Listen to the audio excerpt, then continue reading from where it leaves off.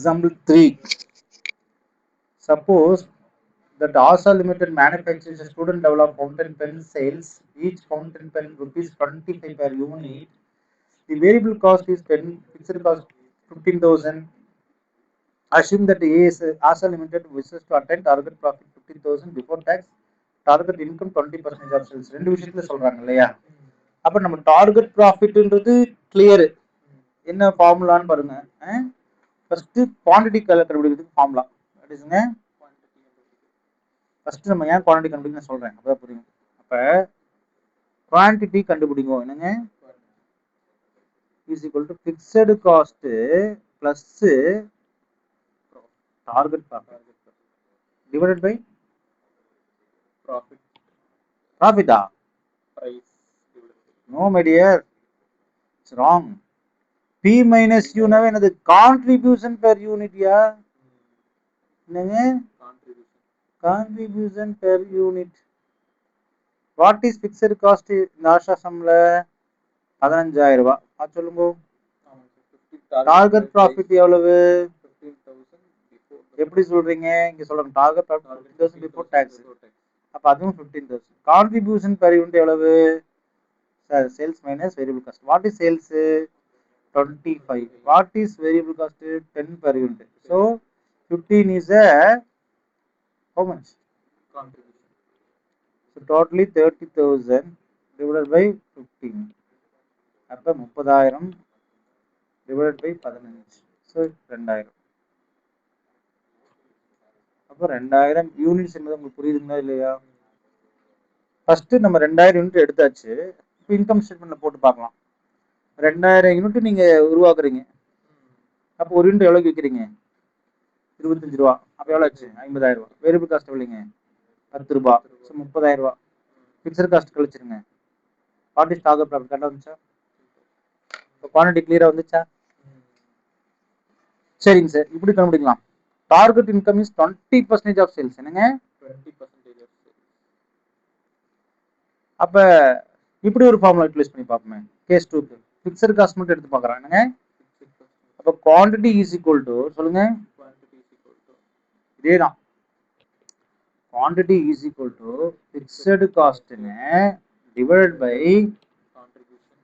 Contribution per unit minus sales. Percentage of sales இல்ல, percentage of profit on sales. என்னங்க? Percentage of profit on sales. புரியுதுங்களா? சி எப்படி sir? நல்லா கணக்கு. ஃபிக்ஸ்டு காஸ்ட் எவ்வளவு? கான்ட்ரிபியூஷன் பெர் யூனிட் 5 ரூபா. அடுத்தது சேல்ஸ்ல சரி இங்க இருக்கு. சேல்ஸ்ல 20%. 20% ஆஃப் சேல்ஸ் எனக்கு தெரியாது. ஆனா சேல்ஸ் பிரைஸ் பெர் யூனிட் தெரியும். எவ்வளவு? 25 ரூபாய். அப்ப 25ல என்னங்க? 20% எவ்வளவுங்க? அப்ப 15,000. 25ல 20% என்னங்க? 5. 15,000 டிவைட் பை அப்ப எவ்வளவுங்க?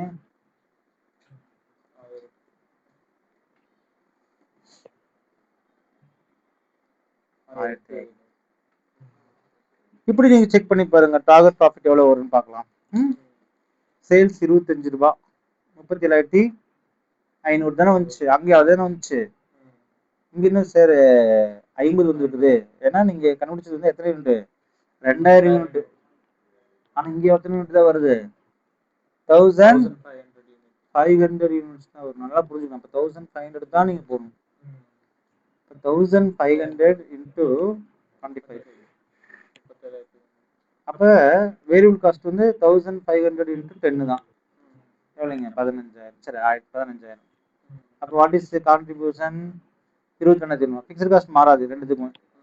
1,500 இருந்தாலும் அதே 15,000 தான். 2,000 இருந்தாலும் அதே 15,000 தான். அப்ப எவ்வளவு வந்துச்சு target profit?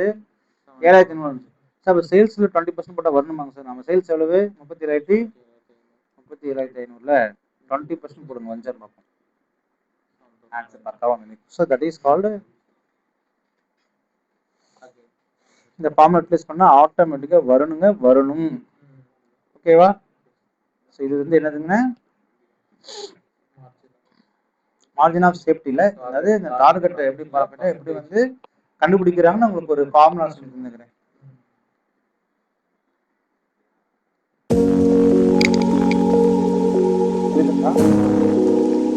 Is useful for CA final work.